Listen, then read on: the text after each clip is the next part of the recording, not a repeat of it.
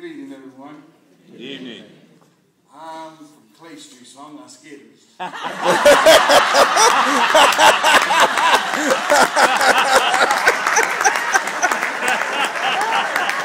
I will not let these ladies outdo me. You know, in life we all appreciate precious things. Pearls, diamonds, rubies.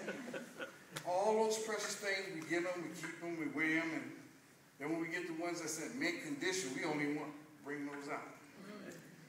But there are precious people in life, such as Fannie Lou Hamer, and this lady that I'm about to introduce, Mrs. Rivers. Life is real precious because I've had the opportunity to lead 2 lives. I'm in the 17th, 18th year of my second life. But in my first life, the district attorney gone.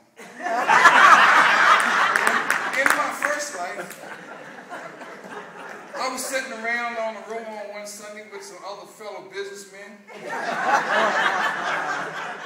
And this was in the early 80s, and Clay Street was hot and had a real terrible reputation. Somebody said, "Who is that little white lady that keep running around? You see all up in the neighborhoods, ain't afraid to go." So the word said this: if you don't know who she is, take this back to your employers. If anything ever happens to her, they will be held to pay. This is the respect, the precious that this lady got in what was supposed to be one of the worst neighborhoods in the city of Annapolis at that time. She could come and go and walk as free as she wanted to. Why? Because she is a very precious individual. She took care of our children. She helped our children learn, go to school, get food, get clothing.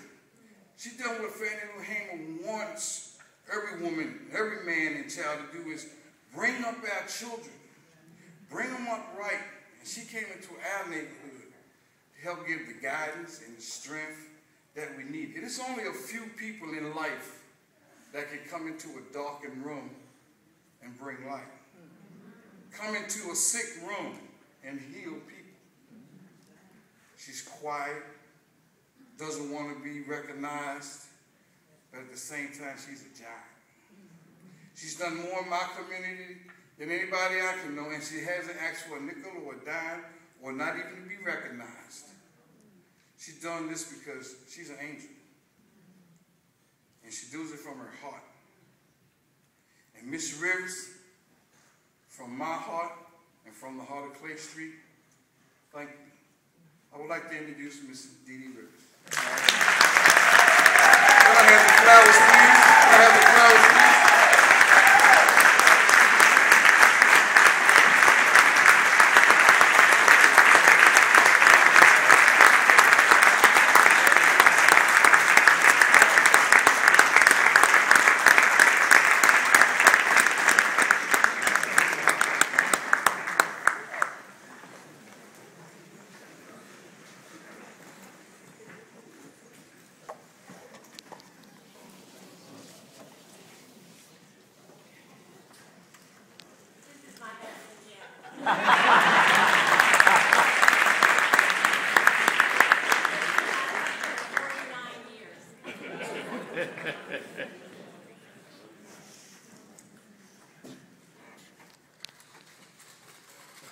Well, it's really hard to talk right now.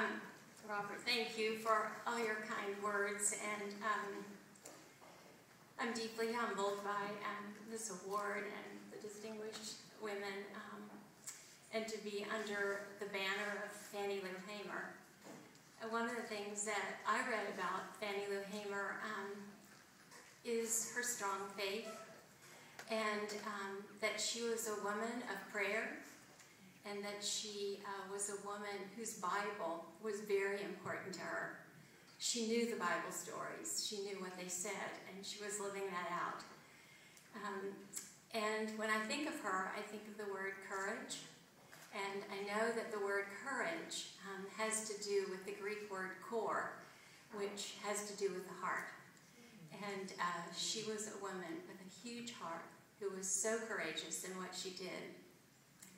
And I am really privileged in the Clay Street community to work with people with a lot of heart.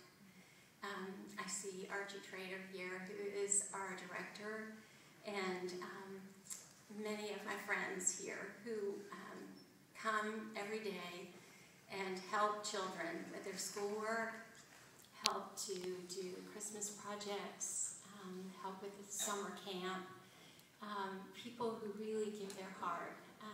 Ray Langston from the Rotary, who always is standing there by us, encouraging. And I'm just really grateful to be in that community. We love the children in that community. We love being with them. We love encouraging them. We love telling them how much God loves them. Because that's something they need so much in their lives, to know how precious they are. And I just really pray that for many more years I'll be able to be there and to be an instrument of God's loving kindness in their lives, to be an encourager, and to be with these precious friends who also labor so hard. And I really want to thank my church community. I see our pastors, Amy Richter and her husband Joe Pagano, and singing us has just been so important in what I've been able to do in that community, the way that they have supported what we do there. So thank you very much. Thank you to the committee, to the Martin Luther King Committee, for Robert, just for his support and kindness to me, and just for the way that I've been embraced in being a part of that community.